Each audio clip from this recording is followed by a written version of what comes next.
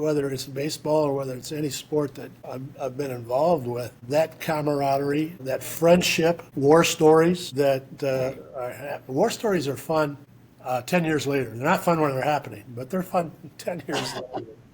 I said, well, Mr. Butler, I'll do the best I can for you. He says, well, try to do better than that, won't you? So that was my first. The other one, I think every Major League umpire works for is the World Series. And I did my first World Series in 1996. My entire family was there. They shared that experience with me, and that was the epitome of the Major League career. I think it's extremely important with officiating because there are times in officiating when it's very tough.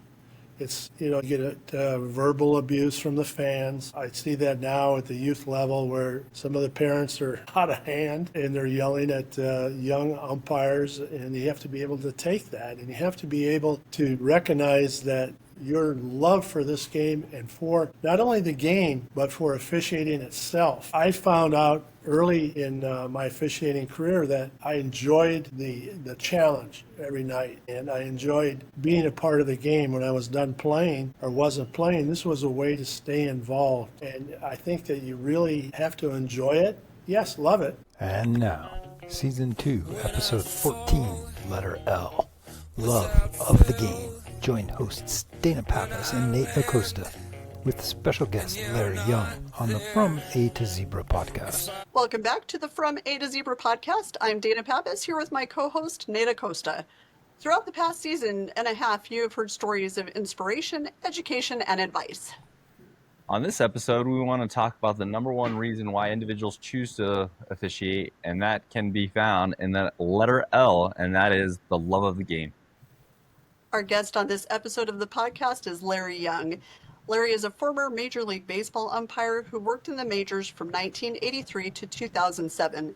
He began in the American League in 1983 and then worked in both the American and National Leagues from 2000 to 2007. He currently serves as a supervisor of MLB umpires, a position he has held since 2018. Larry umpired in the World Series in 1996 and 2003, and also in the American League Championship Series in 1992, 1998, and 2002. He officiated in 2 All-Star games, 91 and 2003, and 6 Division Series. He was crew chief for the 2004 ALDS between the Anaheim Angels and the Boston Red Sox. And on top of all of that, Larry is one of the best human beings that you'll ever meet. So this is always a great episode where we can, all of our guests are fantastic, but I've had the fortune and the honor of knowing Larry for a long time, and he's a legend. He's somebody who's always been supportive of officiating in all sports, and it's just great to have you on. So Larry, thank you for joining us, and welcome to the From A to Zero podcast. Before we really get into the topic of the day, can you tell us about your umpiring journey, how you got started, and the road to where you are today? Well, first of all, it's good to see both of you again, and really an honor to be part of this podcast. I started as a very young umpire. I was 13 years old, riding my bicycle to the field in Oregon, Illinois, outside of Chicago. I had an outside chest protector that I threw on my back like a turtle, put my mask on top of my head, had those big clunky plate shoes and shin guards, and off I went on my bicycle. I often wondered what my neighbors thought about that weird young kid going down the street in a bicycle. But at that time, there weren't a lot of young umpires. Very rare to have somebody that young. And now it's changed so much with all of the programs for the youth that are getting into officiating. My 12-year-old grandson is now refereeing basketball with me, believe it or not, and he's interested in getting into baseball. And our program, our official charity, Umps Care, has a leadership program all over the country where we're developing young umpires. But at the time, that was very unusual. I started as a 13-year-old. We didn't have baseball at my high school where I attended, so I started umpiring high school baseball when I was still in high school. In fact, I was doing college baseball when I was still in high school. And it just grew from there. I was doing football, basketball, baseball year-round. I was doing some officiating all the time. When I got into college, then stuff really started happening. I started working college baseball. I worked in the Big Ten, worked basketball in the MAC for a couple of years until baseball kind of took over. And then I decided to see if, I was teaching school, and I decided to see if this was a profession. I could make this from avocation to a vocation. So I attended umpire school and was fortunate enough to place high enough to get a job in the low minor leagues, Midwest League, and then started going through the minor leagues, getting promoted to the Eastern League, and AA, and then AAA, American Association. Got the call in 1983 to go to the Chicago White Sox for my first big league game, which was a thrill. And then I was in the major leagues for 24 years on the field. And now 19 years as a supervisor, so I've been with Major League Baseball for 43 years. And now most of my supervising now is with international baseball, but I do work with Major League umpires, minor league baseball umpires, and also high school and college and youth leagues. So And a lifelong relationship with baseball umpiring. That's amazing. Man, yeah, it's been my life's work. That's amazing. It's something that has been part of all of our lives. My wife and my kids and my two daughters and my grandsons, it's all been a part of our lives. man, Larry, you certainly are one of the legends of not only MLB umpiring, just I think umpiring in general. And, but when you started, did you ever envision yourself being where you are today with the amazing career that you had? Well, I was playing, we didn't have high school baseball. I was playing baseball. I played football, and I played football in college. And I knew that officiating was going to be part of my life, whether it was going to be the professional level or it was going to be in the college level and high school level. So I knew that much. I really wanted to be like Jake O'Donnell. Jake O'Donnell was my hero. Jake O'Donnell, of course, officiated in the NBA for many, many years, gained most of his prominence in basketball, but he was also an American League umpire for 4 years and did them both at the same time, if you can believe that. So that's really what I want. I wanted to be just like Jake. It didn't turn out that way with basketball, but I was hoping that baseball would be my profession. And you go to umpire school and you're with 120 other people, and everybody thinks, including myself, thought, well, maybe I have a shot. And you really don't know until you get there and start progressing and so on. So all those 120 think they belong in the minor leagues and the major leagues, but only about 15 get selected. So the topic of the day really tends to be the number one reason why officials choose to enter the avocation or enter the profession, and that's love of the game. How important is it that officials love what they do at any level? I think it's extremely important with officiating because there are times in officiating when it's very tough.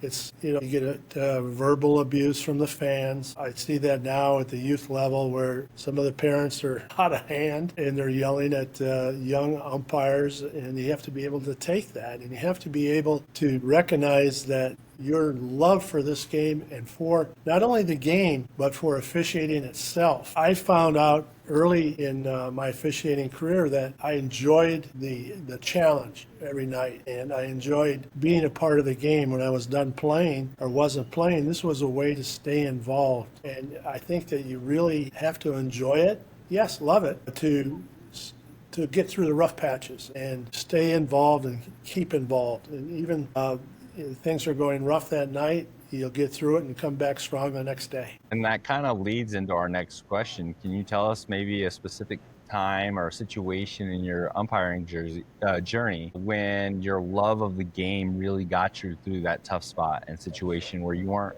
sure if you wanted to even umpire anymore?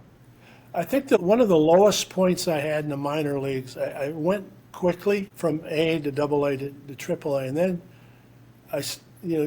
once you get to AAA, they're very, very good umpires, and you're not really competing with the other umpires, but everyone wants that job, that one job that might be available. That's the 2 jobs or 3 jobs that year. There was a point where that looked like it wasn't going to make it, and I was going to be okay with that because I knew I'd still be involved in officiating somehow. A lot of our people that get to the AAA level and get released are now doing college baseball, and it's good to see that. And that's something I probably would have done. But I knew that because I did love the game, I knew that I'd still be involved, whether I made it to the major leagues or not. So, Larry, what are some of the things that you loved the most about the game of baseball that really drew you toward being an umpire in the first place? Well, I think what drew me to officiating in general, it's made up of honorable people, honorable men and women that do this job.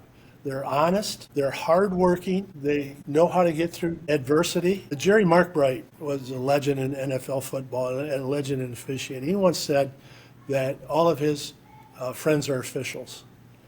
I can't say all of my friends are officials, but the vast majority are. And my longtime officiating partner, 42 years, I guess, is my best friend. He's was the best man at my wedding. He's the godfather to my children. I'm the godfather to his children. I think that the relationships you make with other officials, and I think, Dana, you see that when you go to NASO and you go to clinics put on by the federations around the country. You see the camaraderie and the friendships that develop through this avocation and vocation. And I think that's the thing that drew me, is that these people that are doing this job are good people. And to me, it sounds like the follow-up question was, as you got started in umpiring, what made you love being part of the game as an umpire? I know that you said you played football, and what was it about, I guess, the love of baseball? I guess, again, Umpire. It was the challenge, I think. And I've talked to several people during the NASO. Steve Javy was a big-time basketball referee, also umpired in the minor leagues. And so I have some friends that I see from hockey and football, and they've told me, and I think this is true, that the hardest thing to do in officiating is get behind home plate and call balls and strikes. Now, I'm not taking away anything from basketball. Basketball is a very difficult sport, or football, very difficult sport to officiate, but all of them have said that getting behind home plate is the toughest thing to do in baseball. I have to agree with that, having been behind there several hundred times. I think that challenge in making ball and strike decisions is really something that drew me to baseball. And it's something that continue to marvel at now at our people in the major leagues and their accuracy. And it's a hard thing to do. And I marvel at them being able to do that. Yeah, I can't imagine. Every single pitch, you have to be on it. Your mental focus, your probably your pre-pitch preparation, your just leading up to that pitch, after the pitch, next pitch, and to do that for 9 innings, and be as accurate as these umpires are. I could see where that would be a ton of fun. As a basketball official myself, definitely you have to have that mental focus. But I can tell you there are times where you have break, and that's while live play is going on. It might not be very long, but there's a break, and it's not every single play. And so, much respect. Much respect to what you guys do. We train our umpires to do just that, to relax between pitches. We give them some technical things, positioning, how to take some weight off your. We give them a lot of instruction on how to do this better, but it's still very hard. And I'm going to translate that too to youth baseball. If people in the stands think it's easy, they should try it, even at the youth level. My 12-year-old, I go out, I'm to the point now, and even my 7, I'm at the point now where I can't play catch with those two, because they throw the ball hard, and youth leagues are developing too, where players are coming bigger and stronger and well coached. So it's not easy. It's not easy at any level, including the youth level. No, and it's definitely, I know, with just the scrutiny of television and all the angles, and now we're talking robo-umps and everything else, I still respect the heck out of what umpires do, because you're right. I think it is the hardest decision to make, and you're doing it a few hundred times a game, and so it's good stuff. With 97-mile-per-hour fastballs, no thank you. Well, that's not even a good fastball. 102 is probably good. Yeah. I couldn't even imagine what 102 would look like coming at your face. I mean, that's Well, it looks like an aspirin. It looks like it's this big. And the I worst, just I don't think I could do it. I think I would flinch every time. Like I don't have the mental well, focus. Dana, we discourage that. We discourage flinching. We try to, we get that. And you have to condition yourself not to do it. The worst was a knuckleball. We don't have any knuckleballers anymore. Bob Euchre used to say that how he used to catch a knuckleball. He said he used to wait till it stopped rolling, then pick it up. That was the best way to catch a knuckleball. yeah, I believe You that. were expected to call that a baller strike. Oh, I can't imagine. Oh man. That is incredible to me. And then, I mean, when you said something about taking the weight off your knees as a person with two bad knees, anytime I see a plate umpire, I'm like, man, more power to him because my knees would just fall off at some point. So I mean, there's a lot of skills in baseball umpiring that I know for a fact I do not have. So I'll admit that just straight away. Well, Dana, I feel your pain. I'm sitting here with two titanium knees myself, so. So you're practically bionic at this point. So, I mean, there's one solution. So, Larry, obviously, you've had an incredible career on the diamond and you've been a supervisor of officials for a number of years. So, as you transitioned from an on the field on the diamond umpire, what do you really love most about your role off the diamond? Well, first of all, it was difficult for me because I've been an umpire all my life. Excuse me, I'm the boss, and it took me a couple of years to realize that I still think like an umpire, and I hope I never stop thinking like an umpire. But there's still that area where sometimes I have to talk to the guys about certain things. That was difficult for me at first, but I still am involved in it, and it's still something that I really love and I've been doing all my life. I could have retired a long time ago. I enjoy the international aspect, especially of this position, going over around the world and meeting umpires from all over the world. I've been to 26 different countries through this position, 10 times to Japan and a couple times to Australia and so on. So it's been really fortunate for something that I truly love to do, to be able to do it this long. All right. Larry, on our podcast, we have a mission every week, and that's to educate, elevate, and excite our listeners. What can you tell us about officiating that helps us accomplish this mission? If someone is contemplating getting into officiating, if someone is interested in getting into officiating, I would certainly encourage them to do so. It's a way to stay involved with sports. It's a way to develop friendships. No one's going to get rich doing this. So if I tell people at umpire school, if you're in it for the money, forget it. You'll be fairly compensated. But I think the money has to be secondary. But I think that you will find, if you do come into this avocation, that you will meet people that are dedicated to this job, that care about the sport, and that are, and I've said this before, but I truly believe it, that are very honorable people. And you can become part of that. And we have, and Dana, you know this from your position, we have a need for officials. There is a need all over the country at all levels for officials. So come on in, we need you. We sure do. So, Larry, I'm going to ask you something that's not one of the questions that we kind of pre-warned you about, but Nate's a fan of these, and so are our listeners. In all of your career as a baseball umpire, what's that one memory that really sticks out for you? I think I have to go with two. I just can't go with one. Okay, that's fine. I mean, if you have 10, Yeah, that's fine. We love the story. We love to. Yes. 2 is great. I think the call that I got to come to major leagues was a huge thing. I was in the minor leagues and wasn't real sure that I was going to get that call. I saw other people that, I thought I had a chance. Dick Butler, who was a supervisor of American League umpires right before Christmas in 1982. In 1982, my first year was 83, called and, didn't really say anything. He says, "Oh, by the way, I'd like to invite you to come to the major leagues."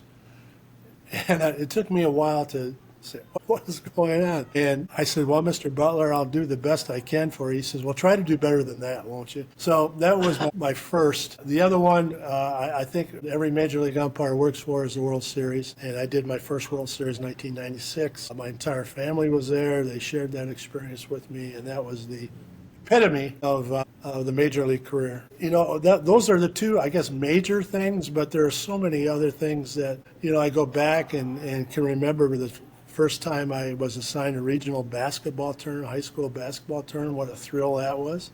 And then advancing in the high school level and getting hired by the Big Ten in basketball. Baseball. I never worked basketball in Big Ten. Baseball, and then the MAC in basketball, and those were things that were very important to me. You know, I was fortunate to get that far. I do love, as a career high school officials advocate, the fact that one of your highlights, and you've done all the things in Major League Baseball, and one of your highlights was a regional high school basketball tournament. So that pulled at my heartstrings, Larry. That was big. That was huge. I love that. You know, also, you know, another kind of to kind of go off subject a little bit and just to follow, like, just a question, you know, as a supervisor, you know, what are some important things, you know, that you look for in officials or in your umpires, completely away from the technical? You know, when we talk about the love of the game, you know, what is it that you want to see in your umpires outside of the technical? Well, one thing that separates a AAA umpire from a major league umpire is the amount of umpire instincts, and we can see that pretty readily. We can see where an umpire anticipates the play. But Richie Garcia was a mentor to me, both as an umpire and as a supervisor. We worked together as both umpires and supervisors, and he told me, and I believe this, that we want at the major league level not only good umpires, because we get those, we also want good people, and it has to be both. We won't take someone to the major leagues that can umpire that is not a good person. And we haven't had that problem very often, but those are the things. It's just not enough to be a good umpire. We want people that are good employees, that are good citizens, and we've been really fortunate to have just that for the young umpires that have come up. Well, and it's a culture, right? I think every successful team has good culture, and I can tell you that, you know, I work for a coordinator who has a really good culture within her staff, and we all go out, whether we communicate with each other on a regular basis or we only worked one game all season long. It's like we've known each other for years, and I think that, you know, when I talk about the love of the game, you know, for me, that's the love of the game for me, is that culture building, that teamwork, the camaraderie. It's the beer after the game with the crew. You know, those are the things that, you know, when we talk love of the game, you know, I brought it up in other episodes. You know, that's what it is for me. And I kind of wanted to hear from, you know, from your lens as a supervisor, kind of, you know, what that meant to you. And so I appreciate that. I agree with that 100%. It's the same thing, whether it's baseball or whether it's any sport that I've been involved with. That camaraderie, that friendship, war stories war stories are fun 10 years later. They're not fun when they're happening, but they're fun 10 years later. And that is the thing, I think, that has drawn me to my love of not only baseball, but officiating in general. That is it for me, the people. And I say that sincerely. I have friends from all walks of officiating, all levels of officiating, and I cherish those friendships. You had also mentioned that, you know, that your family has pretty much been involved in your entire journey. Do they have the same love for officiating and umpiring? Yeah, I think so. My daughters, when they were very young, you know, I asked them, they're both, you know, grown with children themselves, and I asked them, did you ever feel slighted because I was gone, you know? And they said, no, we felt it was normal for us. And then when we really needed you, we felt that you were there. So it was a tough life, but it was their identity. In fact, when I retired from umpiring, my knees were shot, and I was hoping to go a couple more years, but it was just impossible. And then when I told the girls that I was retiring and moving into a different position, they said, well, that's our identity. I mean, this is something, they were more upset about it than I was. So the family has been very supportive. My wife has been, we'll be married 50 years That's in awesome. another week. And she's seen it all, from going with me when we were college students to games and going in the stands and reading a book while I was refereeing, and people would yell and she'd look up from her book occasionally, but she's been through the whole thing. So my family has been supportive all the way. And it's so true what you just said about it being a part of their identity. I say it often for myself is without officials, I'm not even sure I'm me, because it's just it becomes such a big part of who you are, and it's every element of your life. And it is, your family's involved. I remember at clinics back in New Mexico, my mom worked the registration desk with me for 20 years. I mean, it's just those things where that officiating family and your family just all kind of mesh into one. And it's something that's really special about officiating. And you mentioned Jerry Markbright, who my husband and I are fortunate to go up once a month and have brunch with he and Bobby, and hearing Really? her story. Yeah, we go up to Skokie once a month to hang out with the Markbrights. And obviously you've known Jerry a long time and he's got a million stories, but hers are just as good as his. So being the spouse of an official, she always shares a really interesting perspective. But those lifelong friendships is 100% what to me is so special about this world that not a lot of people understand or really get a glimpse into. So, but once it's in your bloodstream, you can't get rid of it. Oh, That's yeah. for sure. Yeah, And you don't want to. that's Yeah. true. Yeah. The officiating bug definitely bites you, and it stays. It really does. Can't shake it. There's no medication to get rid of that, but I don't think we would want it any other way. No. Well, Larry Young, thank you so much for joining us. It's always good to catch up with you, and Nate and I are both looking forward to seeing you in Montgomery at the NASO Summit. Thank you for what you do for officiating in all sports, and the inspiration that you've been to so many of us who are in this world. And obviously, thank you for your time on the From A to Z Remote podcast. Well, thank you both. It's been truly an honor, and I enjoyed talking to you.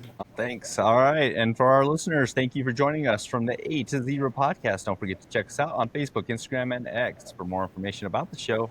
See you next time. Be sure to hit that like button, follow, subscribe, and also catch From A to Zebra on Instagram at from_A_2_zebra, Facebook From A to Zebra podcast, and on X at From A to Zebra.